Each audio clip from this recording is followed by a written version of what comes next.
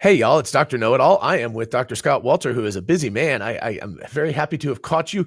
We are going to talk all about Optimus today, but before we do that, just by random circumstance, you are right behind you. I can almost see the name of the conference. It's Automate, correct? Is that right? Automate, And, yeah, and welcome. Automate 2025 in Detroit. And the Nice. reason why I'm wearing Cool. sunglasses is I left my earbuds at home, and so I'm using the meta glasses. There we go. That way I can hear and everything else. But By the way, yeah, speaking of the meta glasses, yeah. and thank you for putting me in touch with Robin because we have been chatting about piloting. But that's great for pilot. I can capture the video of piloting with my meta Oh, glasses, yeah, which is yeah, super yeah. cool. Great So idea. yeah, Great idea. yeah. So, so I'm That was Lane's actually idea. Yeah, good. show us.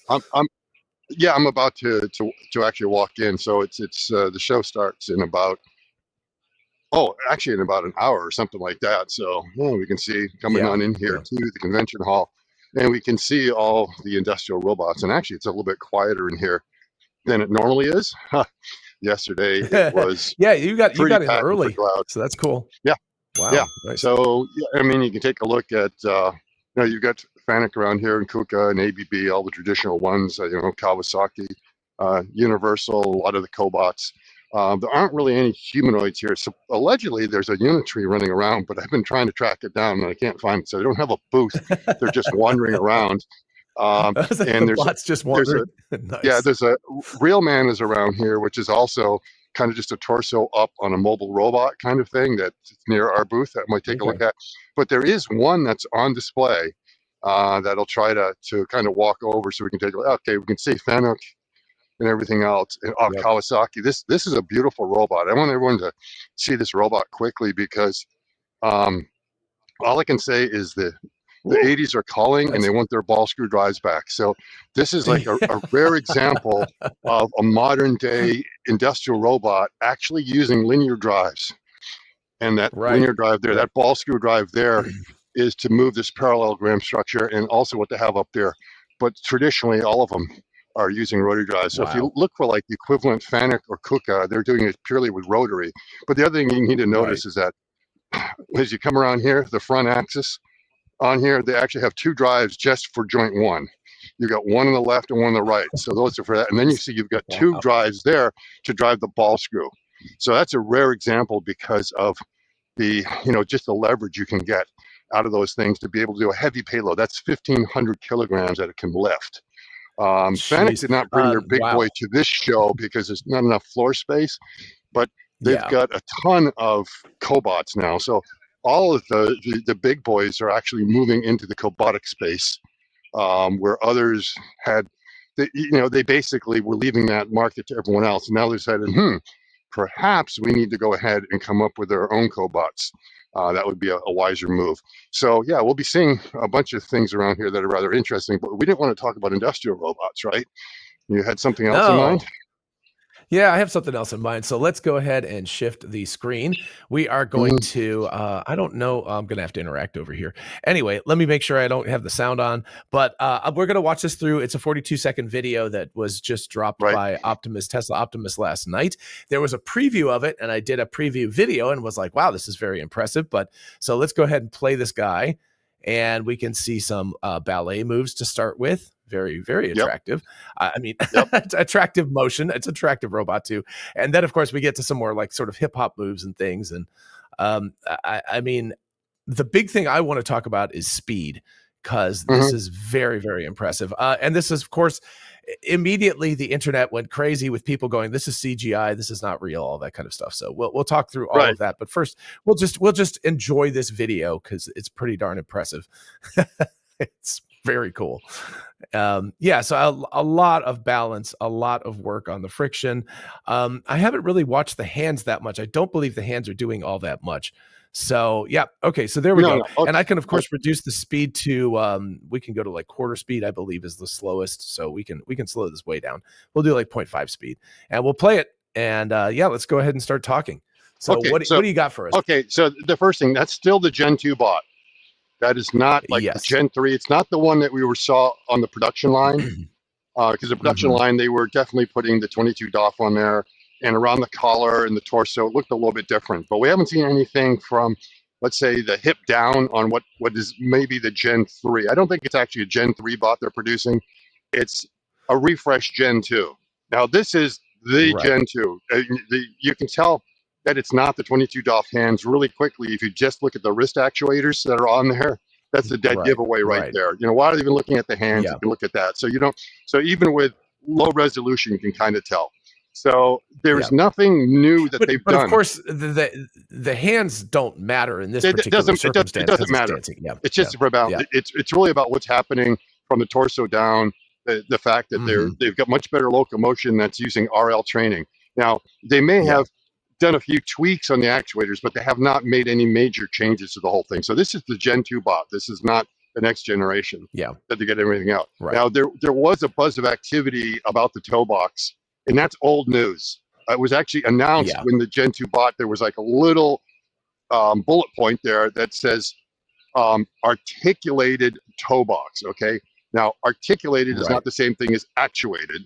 So it basically means that they Yes. have a flexible joint there that has some sort of spring mechanism to bring it back to its Right. return position. And there's a Yeah, lot and of you reasons. can actually see that because Right. it flops as it's Okay. moving. It's not under Right. control. Right. It's just Right. flopping.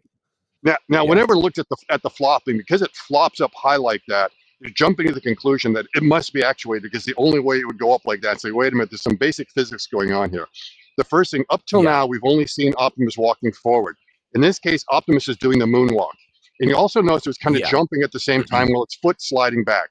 So what happens is, Yeah. is that when it's jumping up, the foot was pivoting, exposing that joint a little bit and putting a lot of pressure, basically, you know, making the joint open up, and then all the pressure point was like down on it, which kind of forced it open even a little bit more. And then you do this moonwalk where the foot goes sliding backwards. Well, what's happened is you've Right. exposed an edge in that joint, and the edge in that Yeah. joint got caught. And what ended up happening is that pushed the toe box up, and it's very quick. It's a very instantaneous thing, and then it comes back down to the position it's supposed to be. So it is not Right. actuated, it's articulated. It's just a result of the physics of the motion, and that whenever it's doing that moonwalk, you will see that kind of happen every now and then. The toe box opens up. Now, why do they have the toe Right. box in the first place? And then it's simple geometry. Gen 1 bot had a very flat plank. You know, a lot of the other Exactly. robots that are out there have a very flat plank. So when you're walking, your foot is parallel to the ground. Now, as soon as Right. you take a flat plane that's parallel to another flat plane, and you give it the slightest angle, I mean, I'm talking, you know, 0+ degrees, Yeah. you Yeah. instantaneously going from all area contact to suddenly only having contact, not at a point, but along an edge. I mean, that's basically what's happening. Yeah. So you're going to pivot on an edge. Right. So if your point of contact is with an edge, which means suddenly things are very slippery. And remember, that's happening at the back part of your stride, just before you go to the swing phase. You're kind Just of pushing the off. toe off. Right. Yeah. And, Yeah. and if you go from surface to surface contact to edge to surface instantaneously, you now are creating a slip condition that your foot's going to slip back. Right. So what you want to do is you And want to we maintain can see something. that the Gen 1 walk was like this. It was Yeah, it very flooded, and flat-footed. it literally Yeah. lifted its foot up. It didn't Yeah. didn't go back. So if you want to get and when your ankle pushes down like that, that's what's called dorsiflexion. Okay, so when that move is happening, you're applying that on there, and now suddenly your toes are the toe box is bending. However, you still have surface contact there. You have enough to make sure Right. that you don't slip until you're ready to full release of the contact of the surface. Now, what you may be noticing behind me here is I walked over here at the agility booth. I don't know if you can see Digit Yep. behind me right now. Hey, Digit. Yeah, I can see Digit. So Yep. I'll kind of switch around. We can see Digit, and you can see that the digits are charging themselves, and the digits will be walking around here the whole day. All right. So, and there's even another digit back there that we can see kind of in the service area. You're oh yeah. I think I So you can see behind, it's pretty small. behind the curtain, the man behind the curtain. Okay. So when it wants, it goes over there and it self-docks itself. Okay. So I know there was a post put out that that Optimus is walking around the office and is, you know, self-charging, doing stuff like that. It's not the only one to do that. Bigger has been doing that for well over 6 months. When I was out there, I saw it. You've probably seen some videos. If you look at the interview that Herbert and I did with Brett, You can see the figure bot Hmm. walking behind the background. It's walking around the office. Yep. It's also going out self-charging. Agility has been basically showing this in public, walking around Right. in Right. public. And what No, it wants to do, I saw it that. self-docs itself. Yeah. I saw that at GTC where I think it was Yeah. GTC. Anyway, it plugged Yeah. itself in when it Yeah, ran out of yeah, juice. yeah, yeah, So, and I'm sure so OneX is yeah, the same thing. I mean, They've got Neo walking this is around. Yeah, table stakes. Yeah, this is table yes, stakes. I think yes, Aptronic has even shown that. I'm not positive about that, but anyway, I mean that's table yeah. stakes because Oh if it yeah, can't plug Aptronic itself is in, walking that's around the office stupid. as Yeah. well, and is also No, able no, no. to plug in. I Yeah. meant charging itself. I meant Oh, yeah, See, charging yeah, the itself. But yeah, Aptronic is a little yeah. bit different. They have a swappable battery pack. So Yes. Yes. yeah, and they actually have a way of being able to, I think, to remove the pack and then put the new one in. So they're able to over Right. self-dock and actually swap out the battery pack with it. So yeah, Yeah. they're all doing Yeah. that. They all should. That's not a big deal. Um, Yeah. and yes, so at that point, that's being done. So um, now the other thing is about the speed of the bot and what's going on there. Right. And everyone's sort of, Yeah, let me kick this back up to full speed because I think yep, people are going to be like, "Oh, it's going super slow." So I'll yeah. kick it back to 1x speed. There we go. Okay, so yeah, go for it. Okay, so remember we've talked a lot about the actuation strategy on the wrist and on Yes, the ankles, and the fact that you right. have two And actuators and down there. and I And think it's important for people who might not be like remembering this exactly. Uh, you got linear actuators versus yes, rotational actuators, rotational, right? and rotary. Yeah, but the rotary actuators have the major advantage that they're faster. The linear actuators tend to have higher torque because they tend to be screw joints. Yeah, or So, in this case, um, higher force, but but yeah, they can yeah, apply a lot, and they can resist reactions a lot easier. So if you're trying to push back on it, it'll mhm, be a lot easier for them to stop that. Now, when you get right, down like a wrist joint and an ankle joint, typically those joints are very slim. You want them to be slim in your wrist so you can get access to places without having a big bulky actuator in the way. And if you look at a lot of the wrist actuation strategies out there, many of the bots, it's really a big. It's very hard for them to make those rotary mhm, actuators compact enough. And the problem is if you take a serial actuation strategy, one actuator is carrying the next one, which is carrying the next one.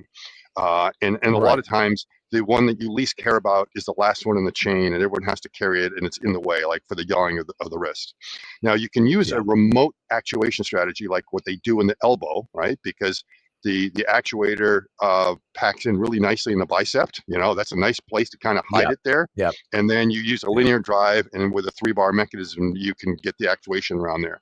Now, what's happened in the wrist is that they've taken a parallel kinematic strategy where you actually have right, two parallel linear drives that are connected to a cardan joint that's able to rotate in two different directions.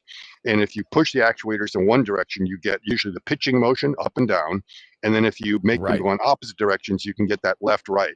Now, this is sometimes known as like a remote actuation or a MIMO joint, where the MIMO stands for multi in, multi out. And right, the real reason they do that is part of it is that it's very compact because the actuation is remote. You get it away from the joint, so you have a very thin joint down there. But the other thing is because it's parallel, you can use them both in the same direction. So when you want to jump right, with Optimus, you don't care about the leg roll or the foot roll. That's not important. What's important is that right, pitching motion. Now both yeah, actuators are actually working together to get it to jump. So it's not a surprise that it's able to jump up quickly because you have a combination of that as well as the knee actuator, which is also pretty big, to be able to allow it to put, enough force and acceleration that you get that impulse that you need that it jumps up. So you're not so much seeing right, speed as you are really seeing, really rapid acceleration that results in the whole structure being able to kind of pop up that way. That's the advantage of that right, strategy because the other motions you have is like a very unimportant motion. It's a nice to have motion. You want to find some strategy to do it, but it's a real shame to waste all that torque in an axis direction you don't want to go right, in. And that's why you have it is you've got both of them working together that will allow you to jump. The other thing to notice in the ballet maneuvers that there is like how quickly it's able to right, pivot. That's all as a yeah, result of the rotational actuator in the hip. That's the second one in the chain coming down. That's a rotary actuator. That is yeah, not a linear actuator. That's why you get speed. The other thing about that rotary actuator, it's not having to carry a gravity load because it is basically vertical to gravity. So that joint, if you think about it, the plane of rotation is actually horizontal. And so that means it Yeah, only has to yeah, carry yeah. the rotational So we'll see inertia it right here, and not right there. the Yeah. mass. Right. So that thing is just able to spin around. Now it's very good, because that means when they're walking and they need to turn the corner, they can turn the corner really quickly. It's not going to be one of these plodding things where like you're tapping your Right. feet and then just very slowly turning around. Because in many of the actions you have to pick up a part and bring it over from one place to another, it's not so much walking speed, but it's the ability to do a 180 and do it quickly. And we notice a lot of the robots that are attempting to do that, they are so slow after the part pick to turn around to get themselves in the right direction. And then when they finally get going, it's only 3 steps. It's like, Yeah. oh, Yeah. so they don't really have to go 5 miles per hour or anything like that if it's taking so long to turn around. So Right. that's an important And development. I think like it's the reason people are going to be like, why, who cares about this demo? It's dancing. You're not going to have a dancing robot. But what it's showing is its agility, its ability to be able to pivot rapidly, turn rapidly. If it's in a circumstance that changes, it's dynamically changing, it can adjust to that very Yes, quickly. It's yes, not yes, having to yes, yes. be plodding and It's very slow. quickly. Yeah. And the other Yeah. thing is you're seeing really good coordination of all the joints, which is it's the power of RL. I mean, it's being able to unleash the beast that's inside. They had plenty of Yeah. headroom in all those Yeah. actuators. They just could not Right. heuristically come up with a good control algorithm to be able Right. to do that. Right. And that's what this has So done. I So want to it talk gives you about the confidence, both of especially with those things. balance. Mm-hmm. Yeah. Oh, apparently I set off balloons. So I want to get to RL in just a second, but first of all, the ankle joints are clearly linear still because you can see those. Yep. Are the I think everything else is rotational primarily that it's using, correct? In the dancing maneuvers. Obviously Okay. the wrist, but it's not using the Well, wrist. yeah. Well, it's also the knee joint and the flexion. So the hip flexion is linear. So up in the waist, Oh, it is. in the Oh, torso is okay. getting in there. So let's ignore the torso. Let's ignore the fact that they're able to Yeah. rotate Yeah. back and forth in the torso. So right in the hip joint, you've Right. got 2 linear actuators in one which is an abductor, and the abduction allows you to kind of lift your legs to the left and the right, to kind of pick them up. Yeah. And then you have the rotary ones that allow you to rotate. That's the second one in that chain, and that's the one that allows him to kind of spin on his toes, almost do a pirouette. Yeah. It's not Yeah. exactly a pirouette, but it's very similar, and that just the whole body is just pivoting around that. Then the third axis in that chain, that's a linear actuator, that's basically at the hamstring, Yeah. Yeah. and that's the one that does the flexion that allows you to kick forward. Right. And then you have another linear actuator, which is in what would be the quadriceps, and that uses what's known as a modified Herkins 4-bar mechanism for the knee. That Right. means that the And knee we've talked joint, about that. Yeah. right, you Yeah. have a linear torque profile there over the range of motion. It makes it a little bit easier to control, and that's what gives you the motion on the knee. So from the flexion all the way down to the ankle, that's basically all linear drives, and that's 4. So that's basically Yeah. next four more So degrees of freedom. The bottom 4 degrees of freedom are all linear. yeah. So how Yeah. is it? The rotary obviously are very fast. How is it adjusting the linear actuators at those kinds of speeds? Is it just? I mean, are they really like just zipping those things in and out? Is like really fast? I guess they're just popping them. Just you've got definitely enough acceleration, and their top velocity, I'm not exactly sure where it is, but it seems to be enough, because it's more like, say, impulse. And when it's jumping, everyone is kind of getting in the fray. So when we jump, we kind of make our body go down, right? And Right. then when I go to jump, pretty much I'm using my flexors, right, to straighten out my leg and my knee. Okay. Yeah. Or straighten out my, to go up, I'm going flexion, knee, and then ankles, and then jump. And it's really, I mean, I'm not doing a whole lot myself right now. You want to see me jump? I mean, that's nothing. There you go. that's nothing. And it's just kind of getting the momentum going, and then at the very last second, just doing a little bit on your calves, coordinating all that. So it's more or less coordination of all these. It's not one joint that's doing a job. It's basically all 4 of those that are doing it. It's the unloading of all those muscles or actuators, whichever one it is, has to happen very rapidly. That's the interesting aspect of this. And so the acceleration only has to be a little bit above 1 G. as far as the amount of Yeah. acceleration, and then you will Right. defy gravity and go up a little bit and then come back on You'll down. go into low So Earth orbit for just a second. yeah, yeah, yeah, yeah, So yeah, there you exactly, go. exactly. So it doesn't Uh, take that much. yeah. Okay. So I was just impressed by that because I was like, rotaries are known for their speed, but linear actuators are not known for their speed. So it's impressive to see Yeah, yeah, this kind of speed right, happening with linear actuators. right, right. And switching directions very quickly, right? I mean, Yeah. it's Well, the going switching the one directions direction and then another. So, that's being done with the rotary. So so that is the second axis in the hip, and that is yeah, a rotary yeah, one at the very top of the leg. If you look at right. that, you'll see one that is rotating around there. And again, the the loading on that one is I almost don't know. I nothing. think I see the Yeah. bottom. It's changing direction pretty rapidly in the knee too. So, Yeah, yeah, but I mean, it's just impressive. It's you can't impressive. twist your knee. So what? See, the reason why the knee is Yeah, going the yeah, opposite direction is the very top of the kinematic chain. You got a rotary actuator there that's able to spin really yeah. Hmm. quickly, and that's not Right. like that's not their wimpy rotary actuators either. That's the top of the line Yeah. one that they've put there. Yeah. So up on the shoulders is where they have the wimpy ones. Well, I shouldn't say that the medium Right. sized ones, Right. and then in Yeah. the wrist roll. They have like Right. the wimpy one. So they have three different sizes of actuators. And in the Yeah. hip, they've got Yeah. everything else. Plus, you'll also notice that it's full body control. So that motion Right. is Yeah. also depending a lot on what's happening in the Yeah. torso. And Oh, yeah. Yeah. you have the same servo stack in the torso. So they duplicated it in three places there. It's just two actuators Yeah. stacked on top of each other and Right. coordinating all that. And again, you just get momentum going. That's the whole idea Right. with any sort of maneuver like that is you begin to build up Right. some rotational inertia. You pull your hands in to do whatever, or kick them on out, whatever, to slow things down like a figure skater Yeah. would. Yeah. So a lot of it is, the Like that. RL really understanding the physics of the body.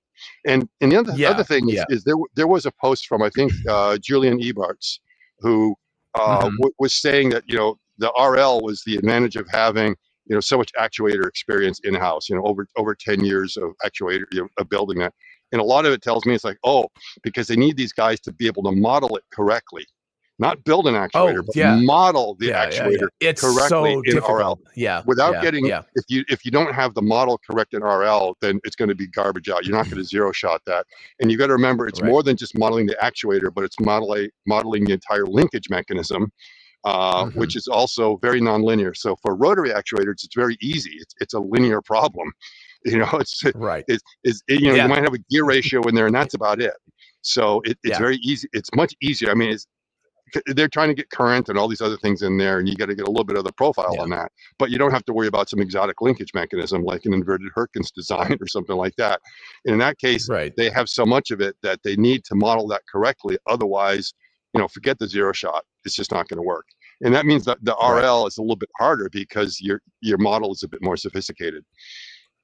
Yeah. So Leah, let's just hold on this reinforcement learning because that was the part that Milan confirmed was this was done with reinforcement learning, Yeah, which yeah, basically means you virtualize your robots, you virtualize your environment. The environment is really simple in this case. It's just a floor with yep. the correct amount of friction between the foot and the floor. So that is pretty straightforward. And Much easier in than things physics like and soft yeah, bodies.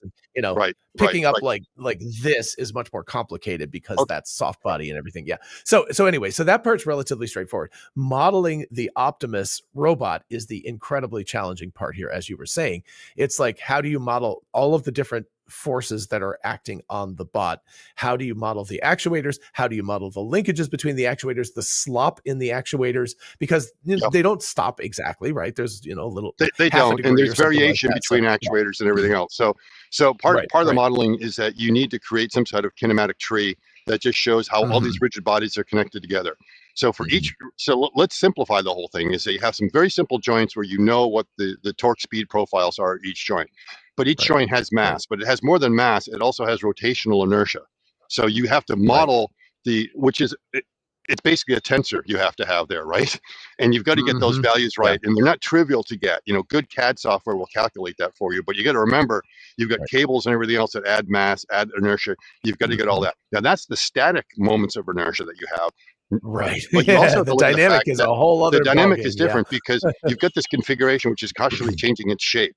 which means the moment of Mm-hmm. inertia that I see in my shoulder joint depends upon the angle that my elbow is at and the angle that my wrist is at. So I have to go down that chain, look at what those angles are going to be, and start building up my inertia matrix going all the way back up to the top of the structure so I can accurately Right. figure out what the torque loads are going to be there, including Coriolis forces and everything, gravity loading, all of that.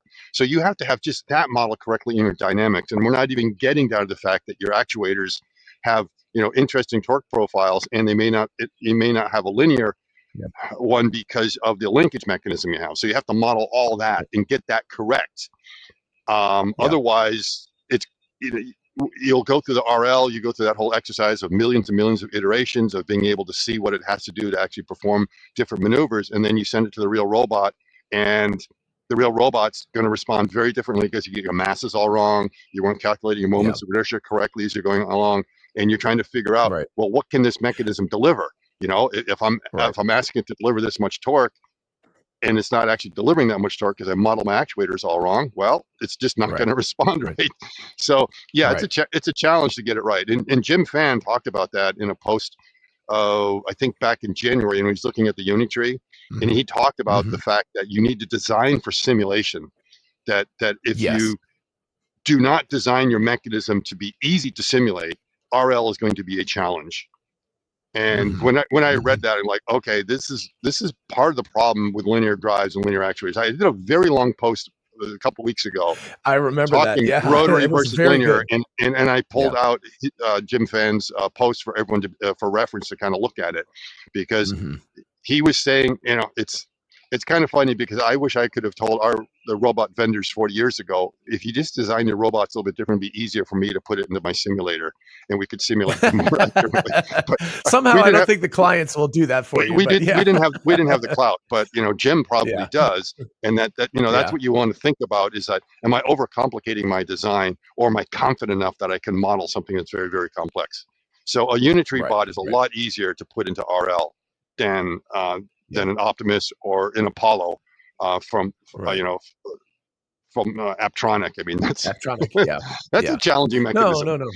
Yeah, well, and let's and I think it's important. Like one of the tricks of RL is what you do is you don't model an actuator. You don't model his hip rotary actuator. You model a range of those Yes, actuators. So yes, what you yes. do is you model it and then you randomize it. You vary all of the parameters of that actuator to a certain amount. And what you want is you want a bell curve Yep. of possibilities of possible actuators, and you want the real ones to be in that middle sort of first standard deviation of those actuator possibilities. And then you throw a million of these robots with all these different actuator combinations into these virtual simulations, Yes. and inside of that is the reality of every one of these actuators, because even though there's some difference between each one as you manufacture them, as they get older, there's just whatever. It's just a humid day, it's a cold day, it's a dry day, whatever. All of those things make little tiny bits of difference, but you model that into your sim.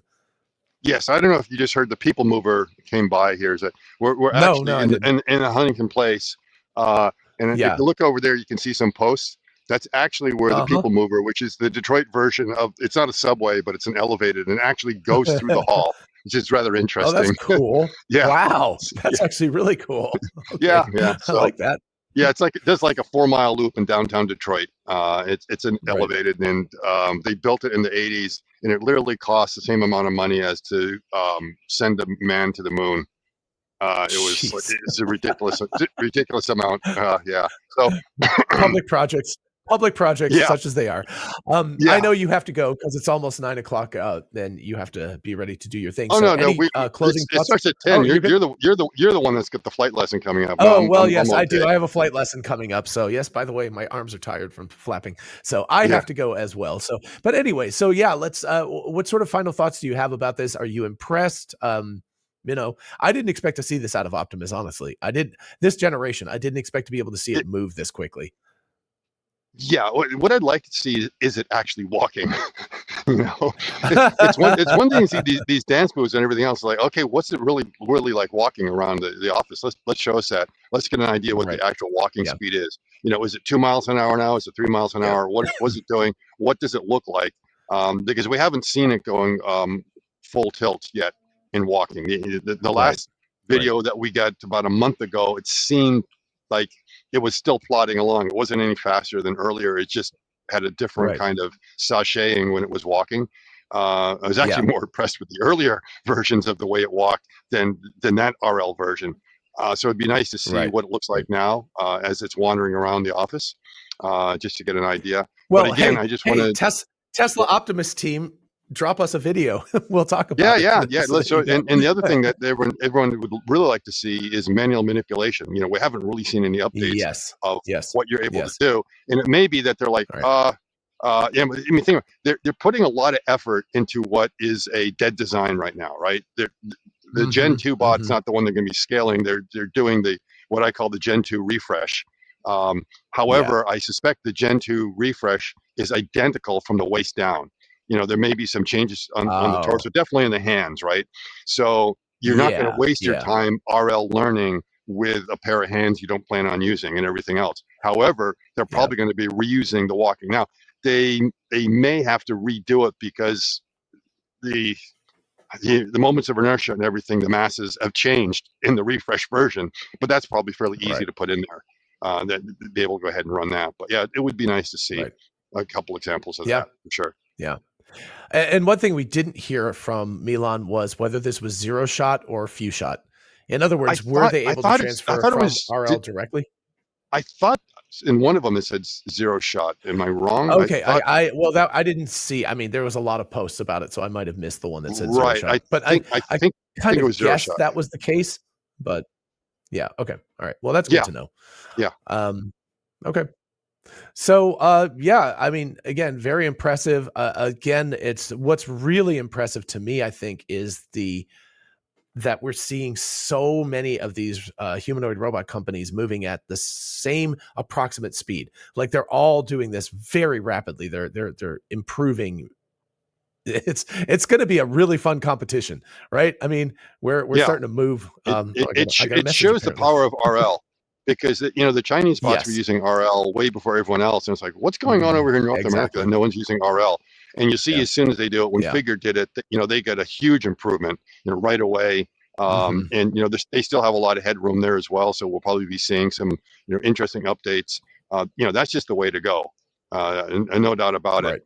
The question is how good is the RL going to be for hand manipulation? Because you're within, you're only taught a certain data set, and whether it will be able to generalize beyond that, we'll have to see. But for walking, I think it definitely makes sense. Yeah, I think I've seen other companies use RL for hand movement, and including Figure, that it's pretty impressive. Like watching what they're able to do, and we also have seen some things from Groot from Jim Fan's project that look very impressive with RL. So I have a feeling it's at that point the modeling of the kinematics of the hand matter, but then you get into the modeling of the kinematics of the objects that they're manipulating. That starts, this is relatively straightforward environmental modeling here because it's just a floor. That's all you really care about, and maybe walls just to make sure it doesn't run into something. But in terms of its interaction, like you were saying at the very beginning, you're talking what surface is in contact with what surface and what kind of friction qualities do we have between them, and that's basically it. So that's relatively, that's pretty trivial. The complexity comes in the hand manipulation when it actually has to interact with objects, and so it'll be fascinating to see that as well. So, and this is what I want to underscore is the business end of the robot is the hands. If you don't have a good hand solution, the rest of it is basically smoke and mirrors. There's nothing there. It's like, okay, I've got a dancing robot, but that doesn't do anything that I need on the shop floor. The whole idea of the locomotion is to get the hands to where they need to be. That's it, period. Right. And you want to do that part as efficiently as possible. Brett, the CEO of EVANNEX, he talks about that. He's like, all the legs and the body is just to move the hands into the place where the hands need to go to manipulate objects and do things. And at that point, that's going. Yep. All right. Yeah, yeah, that's awesome. So thank you so much for taking time out of your very, very busy day. And I think this is just fascinating stuff. We will continue the conversation because hopefully Optimus will drop a few more videos in the next Mhm. week or two. That'd be really Yep. cool. And yeah, in the meantime, everybody, definitely follow Scott on X. I will put his contact information that, well, it's Going Ballistic 5. You can see it right there. Anyway, follow Scott on X, and we will see you in the next video. Bye-bye.